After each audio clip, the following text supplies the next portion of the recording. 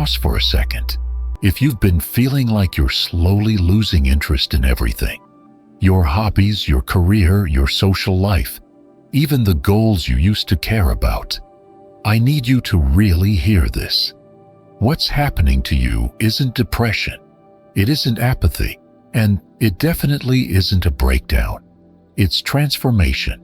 Something deep inside you is shifting. You're not losing yourself. You're outgrowing who you used to be. And while that might sound strange, confusing, or even scary, this loss of interest might actually be the clearest sign that you're evolving. The great disinterest, right now, a lot of people are going through this same thing. A kind of collective burnout that's not really burnout at all. I call it the great disinterest. It's that phase where everything you used to enjoy suddenly feels hollow. The things that once made you come alive just don't hit the same anymore. You're not lazy. You're not broken. You've simply outgrown the version of you that found meaning in those things. Think about it. When you were a kid, your toys meant everything. Then, one day, they didn't. You didn't lose your joy. Your joy evolved. That's what's happening again. Only now, it's your entire identity that's upgrading the snake shedding skin.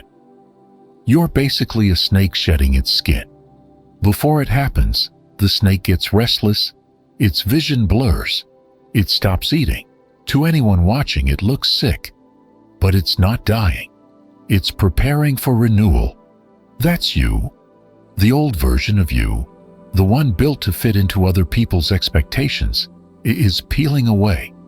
And right now, you're in that messy in-between. Not who you were, not yet who you're becoming. It feels disorienting because it is. You're literally between identities, the void. This in-between state, this emptiness, is sacred. It's the pause before rebirth. It's like the universe is emptying your glass. All the goals, relationships, and activities that were never truly yours are being poured out. Not to punish you, but to make space for something real. You might look at your life and think, everything's gone. I don't care about anything anymore, but that emptiness isn't a loss. It's preparation. You can't pour new water into a glass that's still full. Depression versus transformation. Now, this can look and feel a lot like depression.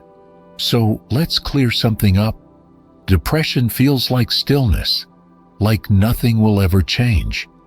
Transformation feels like movement, uncomfortable, confusing, but with a subtle sense that something is shifting underneath.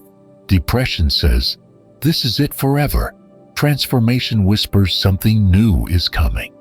They can look the same on the outside, but inside, they're worlds apart. From motivation to inspiration.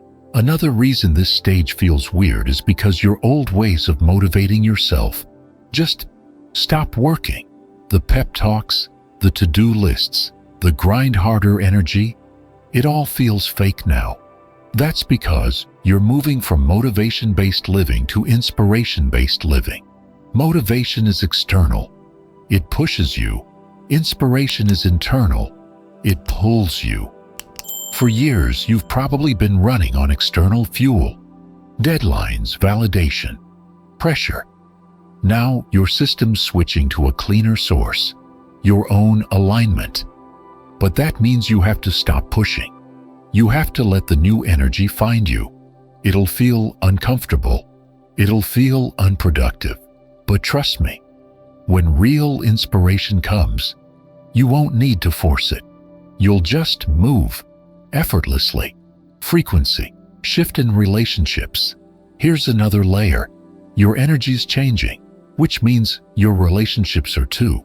Ever notice how conversations that used to be fun now feel exhausting? Or how some people's energy just feels off? That's not you becoming antisocial. That's your frequency shifting. When you grow, you stop resonating with the people, places, and habits that match your old vibration. It's like your inner radio changed stations, and the old songs don't come through anymore.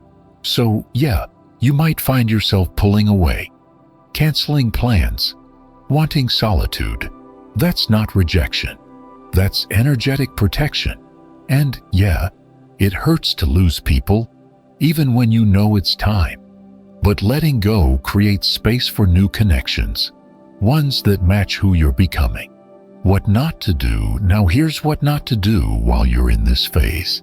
Don't try to force yourself to feel how you used to. Don't guilt yourself into staying social or productive.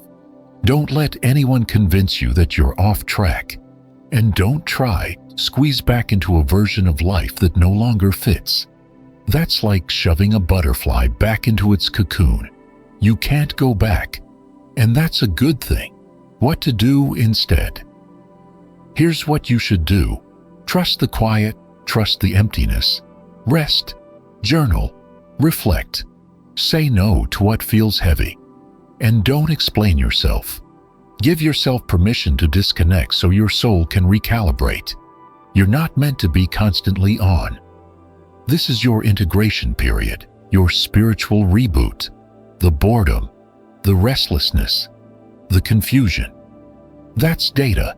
It's showing you what's no longer aligned and hinting at who you're becoming.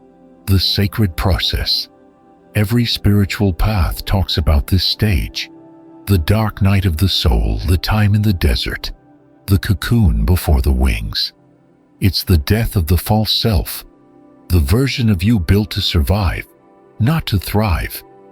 That version got you here, but it can't take you further. So, yes, it feels like a breakdown, but it's actually a breakthrough. You're not falling apart. You're falling into alignment.